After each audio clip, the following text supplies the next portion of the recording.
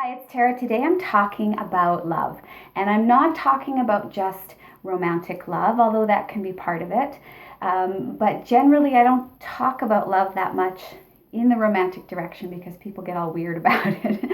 And I do couples counseling and I do family work, but I really believe that most of the issues that couples have is because they haven't worked on their own stuff individually, and that if people aren't 100% healthy themselves, uh, they're not going to be able to find a healthy relationship with others. But I think that that also rings true for any kind of relationship that you have.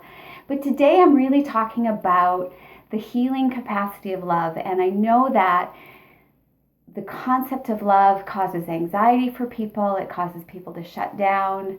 If we've been hurt, and we all have been hurt, we tend to want to pull away or shy away or close off from it. And I think what that does is we close the door to all forms of love when that happens. We might be really good at giving love to people and really terrible at receiving it back. But from my own experience, I know that love is something that can come into your life in many forms, from many different kinds of people. And in all ways, it is healing. It gives that sense of connection that we're all longing for. And I think in the society that we live in, it's really easy to run away from it. It's really easy to avoid being vulnerable and wanting to develop intimacy of any kind with another person. So it's really easy for people to go out and get naked with one another, but that's not real intimacy. That's a really good way to avoid being intimate in the truest sense of the word. So when I'm looking at friendships and relationships and the things that you have in your life, are you able to go to some depth with those? Is there some substance to them? Are you giving out love, but are you also able to receive it back? And are you savoring the love that you get back? One of the reasons that I know that love is so healing is because I've seen it transform people. I've seen people be transformed by meeting the right kind of a person that is their best friend, that just clicks with them. It brings out the best in them. I've also seen people be transformed by romantic love. And I think when that happens, especially to people that have been wounded in the past and have done their work and done their healing, they come together with somebody else that's done the same. And there's something really special about the connection that they have, and that they're able to walk through life together, making whatever their past was something that's transformed into something that's healing. In therapy, we call it the beautification of the wound, where you take some past experience that's been hurtful or wounding and you make something better out of it. So you become better at love because you've been hurt by love. That would be the beautification of the wound. So I see that in my practice all the time. I see that in people around me. I shared something today on my personal page that was really moving to me, and it was about my own child that had been through some struggles. And really early on, when my kids lost their dad, it was harder on my daughter. She had years of really difficult emotional times as a young little girl. And as a single parent, it was really challenging to know how to meet her there and to know what she needed. We think it's intuitive that moms know. I didn't really know all of the time what to do, but I did my best and I followed my instincts. What I knew about her was that she didn't need more therapy. She didn't need medication or interventions. We didn't need any more advice. Oh my gosh, we didn't need any more advice. What she needed was more love, and she needed consistent love from me and the people around me in my life that I had welcomed to support us at this time.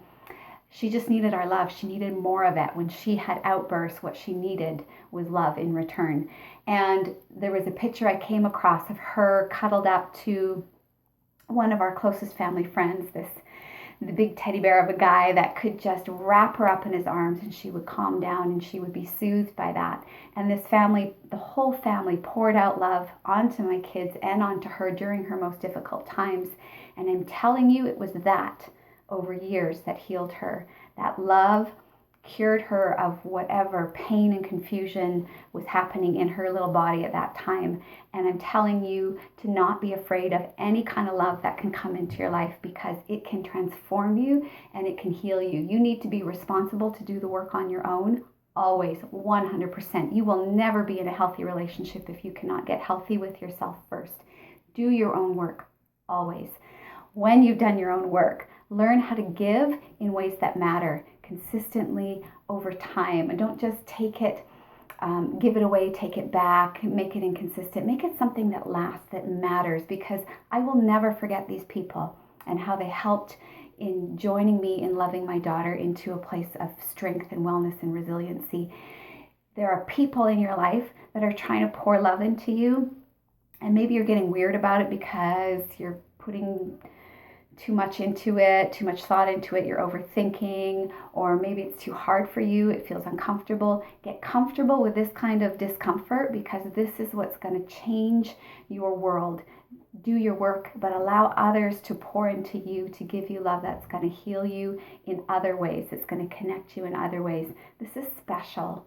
If you run away from it, all of your personal growth, your successes, your endeavors, I don't know what they mean if you're not treating people well, if you're not giving love in abundance. And when you get it back in abundance, savor it.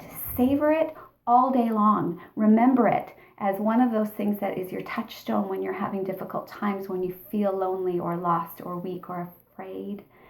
Love is what fills the rest of that up for you, and there's people around that want to give it to you. You have to be bold enough to reach out. You have to be bold enough to give it yourself. You have to be bold enough to be vulnerable. So I want to challenge you to do that. Learn how to receive love in the most amazing ways. It will transform you, I promise. Until next time.